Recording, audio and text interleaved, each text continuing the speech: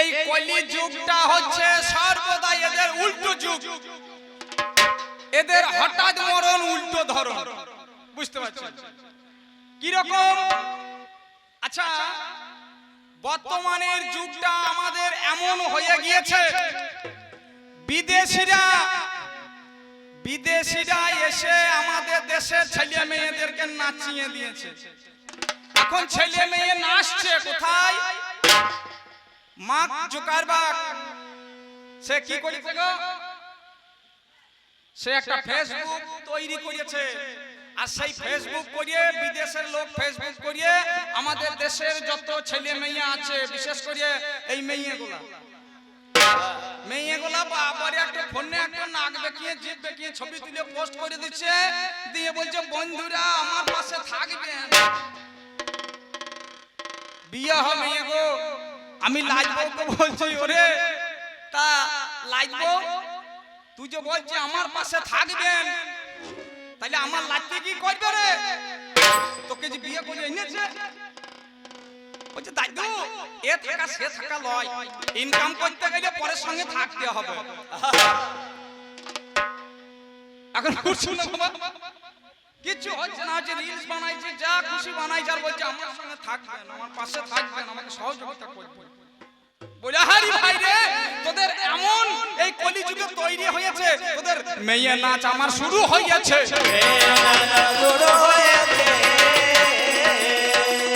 আস্তে তোর যদি ক্ষমতা আছে ভাই, তো এই মেয়ে নাচন ছেলে নাচন এইগুলোকে তুই বন্ধ করবি, এইগুলোকে বন্ধ করে দে। ওরে আমার কথা শুনে নিবি, এইগুলো বন্ধ করবি। এইসব বন্ধ করে তোরা কি করবি? তোদেরকে রামায়ণ দিচ্ছি, মহাভারত দিচ্ছি, গীতা দিচ্ছি, বাইবেল দিচ্ছি, এইসব ধর্মগ্রন্থগুলো তোরা পড়বি। পড়লে কি হবে? তোদের জ্ঞান হবে। গীতায় যদি পড়িস তোদের জ্ঞান খুলবে, মহাভারত যদি পড়িস তোদের বুদ্ধি বাড়বে, রামায়ণ যদি পড়িস তোদের জ্ঞান ভান্ডার উন্নত হবে, উজ্জ্বল হবে। এ সমস্ত এরা বই এখন পড়বে না, এদের এখন নতুন নতুন বই উঠেছে। কি বই জানেন? বলছে সিঁড়ির ধারে বিড়ির দোকান, দস্যু রানী ফুলন দেবী, বনবিবি চম্পা, এই সমস্ত বই এরা পড়ছে, আর অধঃপতনে শালা চলে গিয়েছে।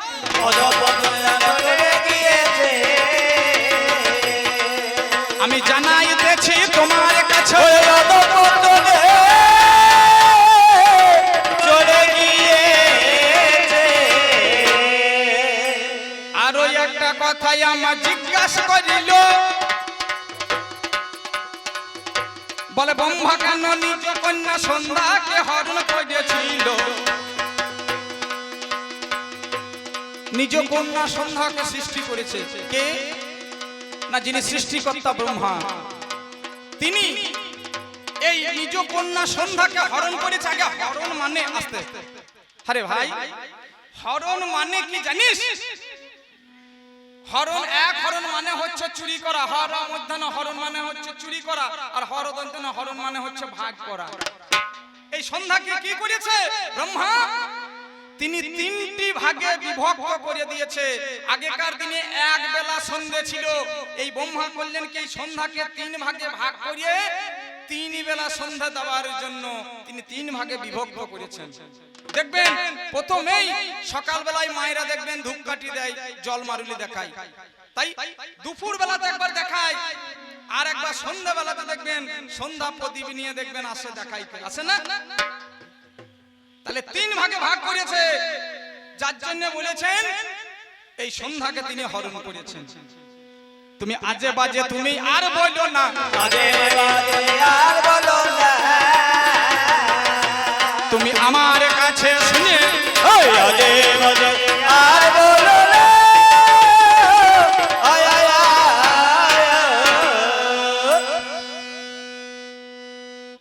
তবে বলিতে বলিতে কথা আজ আমায় বলে যাই, বলে বলো বলো দাদু ভাইয়া শুনবেন সবাই। বলছে জামাই এলে শ্বশুর বাড়ি, বসলো শাশুড়ির কোলে, তাই না? আর বড় সম্বন্ধী এসে বলে যে বাবা আছো কেমন ভালো, তুমি কখন এলে? বড় সম্বন্ধী এসে বলে যে বাবা তুমি কখন এলে? এটা আবার কেমন সম্পর্ক? শোনে শোনে ওরে নাতি, আমি তোরে কাছে গাই, ওরে কোন যুগের ঘটনা তোরে বলে যাই। এটা ত্রেতা যুগের কাহিনী, মিথ্যা নয় না বলো, এটা রামায়ণের কথা বটে, মিথ্যা নয় না বললো। কে একদিন জামাই গেলেন শ্বশুর বাড়ি, জামাইকে না ঋষ্য সিংহ মুনি। তিনি কাকে বিয়ে করেছেন? শান্তাকে তিনি বিয়ে করেছেন। তিনি গেলেন শ্বশুর বাড়ি, দিয়ে কি করলেন? দশরথের ছেলে হচ্ছিল না গো, দশরথের নিজ সন্তান, তাদের স্ত্রীর গর্ভে সন্তান আসছিল না। সেই ঋষ্য সিংহ মুনি কি করলেন? একটা পুত্রেষ্টির যজ্ঞ করেছিল। সেই পুত্রেষ্টির যজ্ঞ থেকে চরু উঠেছিল, সেই চরু খেয়ে কৌশল্যা, কৈকেয়ী, সুমিত্রার তিনটে নারীর গর্ভে 4 সন্তান এলো। সুমিত্রার গর্ভে 2, কৌশল্যা গর্ভে 1, কৈকেয়ীর গর্ভে 1। এই 4 সন্তান হলো। তাহলে চিন্তা করুন, বলছে জামাই এলো শ্বশুর বাড়ি, বসলো শাশুড়ি কোলে, আর বড় সম্বন্ধী বলছে যে বাবা তুমি কখন এলে? তাহলে চিন্তা করে দেখুন, বড় সম্বন্ধীটাকে ঋষ্য সিংহ অর্থাৎ রামচন্দ্রের বোন হচ্ছে শান্তা। এই শান্তার সঙ্গে বিয়ে হয়েছে ঋষ্য সিংহ মুনির। তাহলে রামচন্দ্র বোনের সঙ্গে যদি ঋষ্য সিংহ মুনির বিয়ে হয়, তাহলে ঋষ্য সিংহ মুনির সঙ্গে রামচন্দ্রের সম্পর্কটা কি হলো? শালা সম্বন্ধী, তাই তো? জামাই বাবু সম্বন্ধী হলো। তাহলে আবার একদিকে দেখতে গেলে ঋষ্য সিংহ মুনি যজ্ঞ করিয়ে সেই গর্ভে চরু খেয়ে তাদের ছেলে হলো, মানে তাহলে একদিকে ধরতে গেলে ঋষ্য সিংহ মুনি তাদের বাবা হলো, তাই না?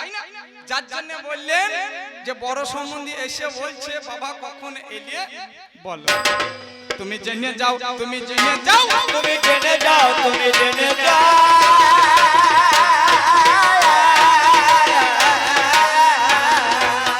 তুমি আমার কাছে শুনে যাও, তুমি জেনে যাও, তুমি জেনে যাও, তুমি আমার কাছে শুনে যাও, তুমি জেনে যাও, তুমি জেনে যাও।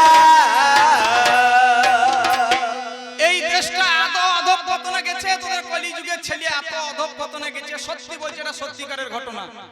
কিছুদিন আগে 15ই আগস্ট গেল, আমাদের স্বাধীনতা হয়েছিল কত সালে? 1947 সালে 15ই আগস্ট।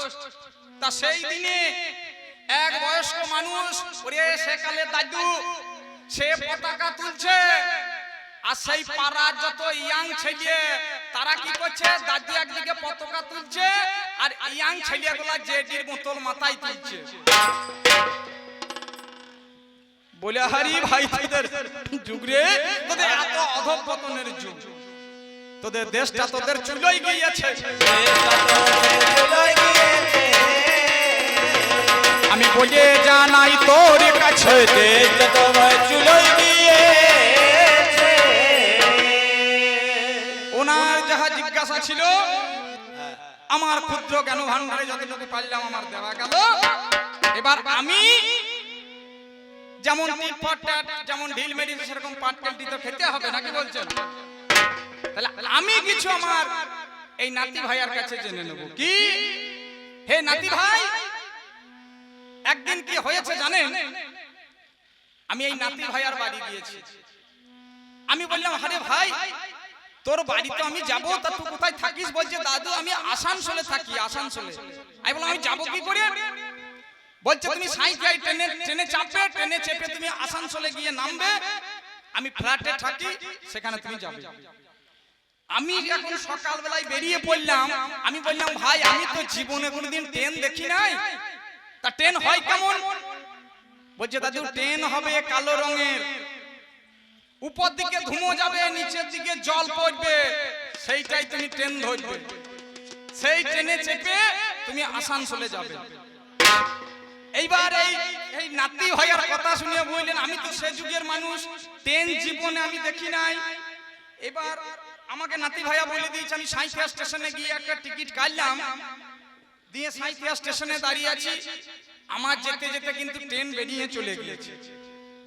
ট্রেন বেরিয়ে চলে গিয়েছে। আমি তখন জিজ্ঞাসা করছি যে ভাই ট্রেনে ধরে আমি আসানসোল যাব, তা ট্রেন কোথায় পাবো? তখন বলছে দাদু ট্রেন চলে গিয়েছে। বললাম কখন আসবে? বলছে আবার পরের ট্রেন আসছে। ইতি অবসরে এক চেকিং মাস্টার, সে কিন্তু এখন ওই টিকিট চেক করিয়ে সেই সাঁইথিয়া স্টেশনে নেমে সে এখন ওই বাথরুমের কাছে গিয়েছে। আর আমি সেই বাথরুমের কাছেই এখন বসে আছি। সে এখন নিম্ন চাপ চেক করবে। বাথরুমে ঢুকেছে। বাথরুমে ঢুকে বুঝলেন সেই কালো রঙের কোট পরে থাকবেন, টিটি কালো রঙের কোট পরে আছে।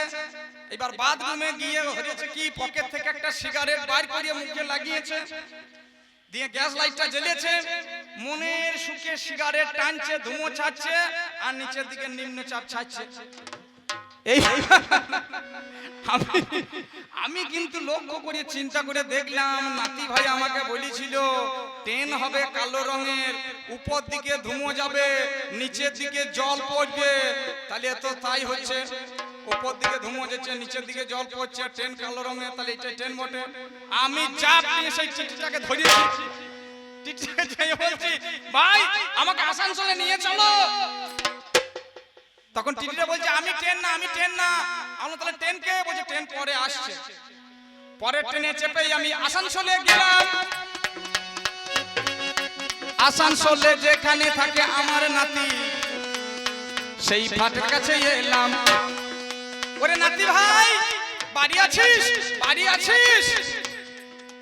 পাশের এক মহিলা বলল যে আপনি যেভাবে ডাকছেন এভাবে সারা জীবন ডাকলেও আমি সারা পাবেন না। তাহলে সারা পাবো কি করে? ওই দেখুন একটা কলিং বেল আছে, ওটা টিপে দেন, দেখুন কেউ না কেউ আসবে। প্রথমে একটা টিপে দিলাম, একবার উপরে রিং বেজে গেল, রিং রিং করে রিং আসছে। প্রথমে আমার একটা মেয়ে নেমে চলে দিয়ে বলছে কাকে চাই? আমি বললাম নাতি ভাইয়া বাড়িতে আছে। বলছে না নাতি ভাইয়া বাড়িতে নয়। আবার কিছুক্ষণ পরে আবার বোতামটা টিপে দিলাম, আবার উপরে বেল বেজে গেল। আবার কিছুক্ষণ পরে একটা ছেলে নেমে চলে এলো। আমি বললাম ভাই নাতি ভাইয়া বাড়িতে আছে? বলছে না বাবু এখন বাড়িতে নাই। কিছুক্ষণ পরে আবার রিংটা আমি টিপে দিলাম, আবার বেল বেজে গেল। তখন আমার যে লাইট বউ বুঝলেন, সে কিন্তু সুসুর সুসুর করে নেমে এসে দরজাটা খুলেছে। আর যেই দরজা খুলেছে বুঝলেন, নাইট বউয়ের ড্রেস ড্রেস দেখে আমার তখন হয়ে গিয়ে, আমি তো মনে মনে চিন্তা করছি আমাদের সে যুগের মা সরস্বতী মনে করেছি। আমি তো লাইট বউকে জড়িয়ে ধরিয়া প্রণাম। তখন পেছন দিক থেকে আমার লাত্তি ভাইয়া মোটরসাইকেলটা দাঁড় করিয়ে দিয়ে বলছে দাদু ভাই ওটা তোমার সরস্বতী নয়, ওটা তোমার লাইট বউ। আমি বললাম ভাই রে ওটা ওটা তো আমি তো সরস্বতী মনে করছিলাম, ওটা কে? বলছে ওটা আমার লাইট বউ, লাইট বউ। তখন বললেন সেই লাইট বউ বলছে দাদু নিচেতে খুব বারে বারে টিপ ছিল, খুব মজা লাগছিল নাকি? আমি বললাম ভাই এই টেপা টিপি যুগ তো আমাদের যুগে ছিল না, আমি বাবার কালে কোনদিন টিপি না। তখন লাগবো বলছে দাদু তুমি আমার বেডরুমকে চলো, তুমি কত টিপতে পারো, তোমার কাছে টেপা করাবো। আমার তখন বললেন সেই হাত সুরসুর করছে। আমি বলছি ভাই আমি কোনদিন টিপি না, টিপতে পেলে কেউ ছেড়ে দেয়, তা চো দেখি। লাগবো আমাকে বেডরুমে নিয়ে গিয়ে আমাকে বললেন একটা বেড সুইচ, একটা সুইচ বোর্ড দেখিয়ে দিল। বলছে লাও দাদু এবার তুমি যত পারবে টেপো। আমি একটা প্রথমেই টিপে দিলাম, প্রথমে একটা ফোল্ডিং খাট পড়িয়ে গেল। বলছে দাদু বসো। বলছে দাদু আবার টেপো, আবার টেপেছি। তখন দেখছি বন বন বন বন করে পাখা ঘুরতে লেগেছে। আমি বললাম গরম লেগেছিল, জানটা জুড়ে দাদু তুমি আবার টেপো, আবার টেপেছি। তখন দেখছি দ্রোহী দূরদর্শন ক্যালকাটা টিভি চলছে। আমার বলে হারি ভাই তোদের টেপা টিপির যুগ রে। বুঝলি হয়েছে কি আমার জন্য দাদু এই লাঠি আমার জন্য নিরামিষ রান্না করেছে। দিনের বেলায় খাওয়া দাওয়া করিয়ে আমি সন্ধ্যা বেলায় দুটো মুড়ি খেয়ে শুয়ে আছি। আর সন্ধ্যা বেলাতে এই শালা সমন্দির গিয়েছে দিয়ে তখন লাগবো বলছে আমার ভাই এসেছে, খাসির মাংস নিয়ে আসতে হবে, যেখান থেকে পাবে নিয়ে এসো। সন্ধ্যাবেলাতে খাসির মাংস নিয়ে এসে রান্না করিয়ে যে এরা রান্না করে খাওয়া দাওয়া করে নিয়েছে, কিন্তু আমাকে বল না যে দাদু ভাই তুমি এক পিস খাবে। এবার মনে করুন আমাকে ডাকছে না, কিন্তু না ডাকলে কি হবে, বন্ধটা তো আমি পাচ্ছি। মনে মনে তো ভাবছি যে শালারা বোধহয় মাংস করছে রে, আমাকে দেবে না নাকি। আমাকে দিল না, এরা তিনজনা মিলে খেলো। সকাল বেলাতে আমি যখন বলছি দাদি ভাই আমি চললাম রে, আমি বাড়ি যাই, বলছে দাদু তুমি আর থাকবে না, তুমি আর আমার বাড়িতে আসবে না। আমি বললাম ভাই তোর বাড়িতে আমি আসবো রে, কোন দিন আসবো জানিস? বলছে দাদু ভাই কোন দিন? আমি বললাম যেদিন তোর সম্বন্ধে হয়ে যেদিন আসতে পারবো সেদিন তোর বাড়িতে আসবো, নাহলে তোর বাড়িতে আমি আসবো না। তোর বাড়িতে আমি আসবো না। ওরে আমার কাছে শুনে তোর বাড়িতে আমি আসবো না। ওরে নাতি ভাই, তোর ছেলে বলছে বাবু, তোর মেয়ে বলছে বাবু, তোর বউ বলছে বাবু, তোরা সবাই হয়ে গিয়েছিস বাবু, আর বর্তমানে যুগটা নেই আর কেউ কাবু। থানাতে যান, বড় বাবু, ছোট বাবু, মেজো বাবু, টাউন বাবু, কোর্টে যান, উকিল বাবু, হাকিম বাবু, ডাক্তারখানায় যান, ডাক্তার বাবু, সবাই এরা বাবু হয়ে গিয়েছে, আর কেউ কাবু নাই। ভাই বলিস তো, এই যে তোরা সবাই বাবু সাজিয়েছিস, এই বাবু শব্দটা তোরা প্রথম কোথা থেকে পেয়েছিস? কোথা থেকে পেয়েছি? তো আমার কাছে জানিয়ে যাবি। তোরা প্রথম কোথায় পেয়েছি? আরো একটা কথাই আমার পড়ে গেল মনে, বলিস বলিস নাতি ভাইয়া শুনবো আমি গানে। আমার যুগের শঙ্খ চক্র গদা পদ্ম হইল, নারায়ণের সুদর্শন চক্র আমার ধরিয়া রয়। এই চাকাকে বাদ দিয়ে কি করেছে বলো তো আমায়? আস্তে ওরে নাতি ভাই, আমার যুগে নারায়ণের ছিল চক্র, এই চাকাকে বাদ দিয়ে তোমরা নতুন কি করেছো? নতুন কি করেছ?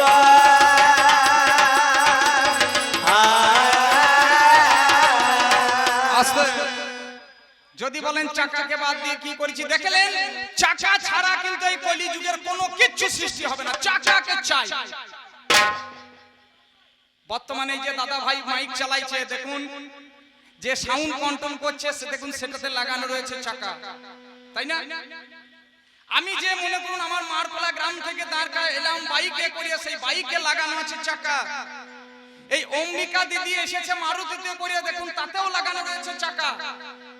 কেউ যদি গরুর গাড়ি চালায়, দেখুন তাতেও লাগানো রয়েছে চাকা। এই যে ফ্যানটা ঘুরছে, এই ফ্যানটাও দেখুন লাগানো রয়েছে চাকা, তাই তো? চাকা ছাড়া উপায় নাই। আমি যে গান করছি, এই গানে দেখুন যে ঢোলটা বাজাচ্ছে, এই ঢোলেও লাগানো আছে চাকা। আবার কেউ যদি মনে করে আমি একটা বিড়ি খাবো, গ্যাস লাইটটা ধরাবো, সেই গ্যাস লাইটটাতে পর্যন্ত দেখুন লাগানো আছে চাকা।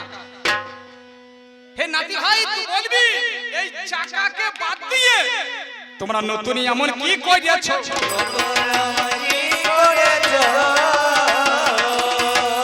তুমি আমার কাছে জানাবে ভালো।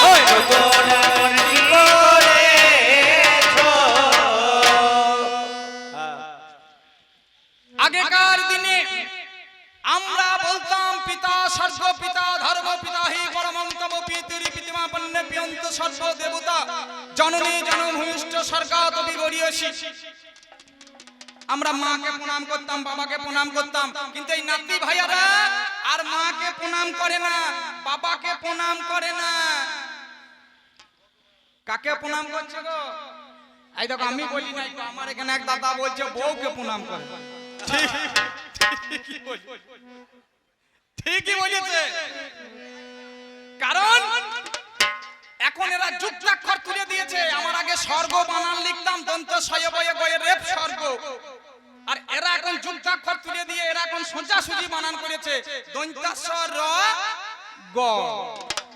স্বর্গ বানান হচ্ছে দন্তাস্বর র গ, স্বর্গ বানান হয় কি হচ্ছে স্বর্গ।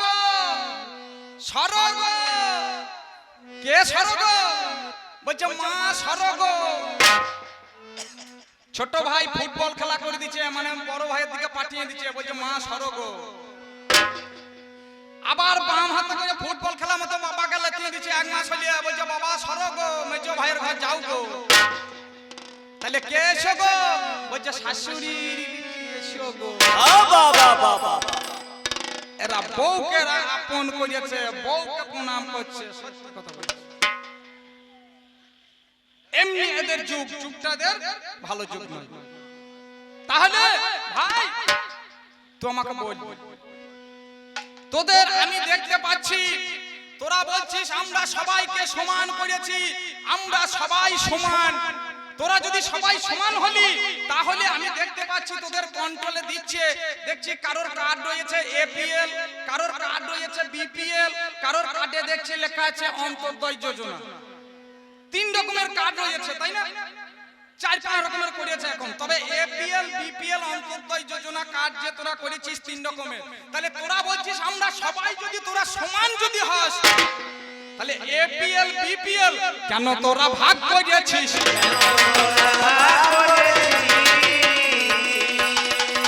আমার কাছে জানিয়ে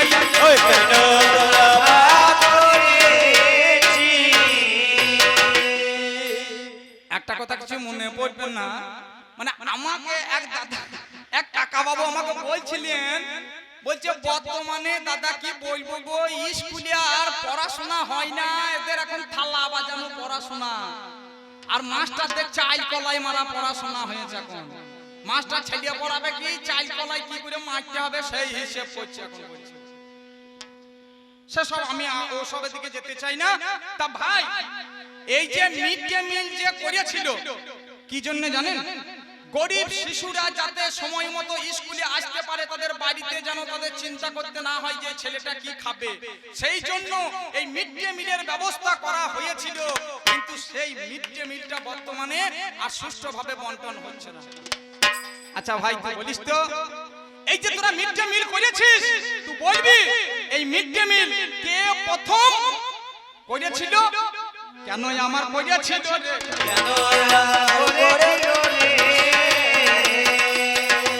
আমার জেনে নেবে আজকে সুধি সতারে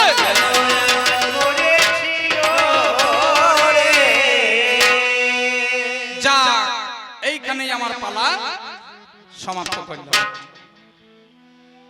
তারপরে আমার এখানে পালা আমি রাখলাম। এবার এই আমার নাতি ভাইয়া উঠে আসুক, তারপর ওর যেমন রোগ ধরবে ঠিক সেই রকম টনিকের বোতল নিয়ে উঠে আসবে। আপনারা যেন কেউ চলিয়ে যাবেন না। এই বর্তমানে নাতির ওকে দেখছেন না, মনে যেন মালগাড়ির উদ্যম, ওর উদ্যম কাজ করবো উদ্যম, তবে ছাড়বে। আপনারা যেন কেউ চলিয়ে যাবেন না। ও একটা গল্প বলছিল নাকি গো? তাহলে আমি একটা না বললে তো মান থাকবে না। শোন কি হয়েছে জানেন বাবা, এক চাষি সে এখন 10 কাঠা জুড়ে এখন মূল্য লাগিয়েছে। 10 কাঠা জুড়ে মূল্য লাগিয়েছে, তা মূল্য এখন পোকা লেগেছে, অর্ধেক মূল্য গাছ সব খেয়ে ফেলেছে। তা সে এখন গিয়েছে একটা দোকানে পরামর্শ নিতে, বলছে কি বীজ দিলে পরে পোকা মরে যাবে, মূল্য ভালো থাকবে। তা বলছে আপনার কি হয়েছে? বলছে ভাই মূল্যতে পোকা লেগেছে, তা কি করা যায়, মূল্য কিভাবে পোকা তাড়ানো যায়? বলছে একটাই বিষ আছে, মূল্যতে একটা পোকা থাকবে না, কি দিতে হবে? বলছে আপনার বাড়িতে লবণ আছে, টাটা লবণ? বলছে হ্যাঁ আছে। বলছে এক কাজ করবেন, 1 কেজি টাটা লবণ 5 কাঠা জমিতে 1 কেজি টাটা লবণ ছিটিয়ে দেবেন, দেখবেন পোকা একটাও থাকবে না, সব নিঃস্ব হয়ে যাবে। তখন সেই চাষি বলছে বলিয়া হারি আপনার এই না হলেন আপনি বৈজ্ঞানিক, এই না হলেন আপনি গবেষক, হ্যাঁ? বিনা নুনে আমার অর্ধেক জমির মূল্য শেষ করে দিলে, আর যদি নুন ছিটিয়ে দিই তাহলে আর মূল্যর আর বংশ থাকবে, সব খেয়ে ফেলবে না। তাই ভাই রে তুই যা করবি করিস, যেন নুন ছিটে করে দিয়ে চলে যাবি না।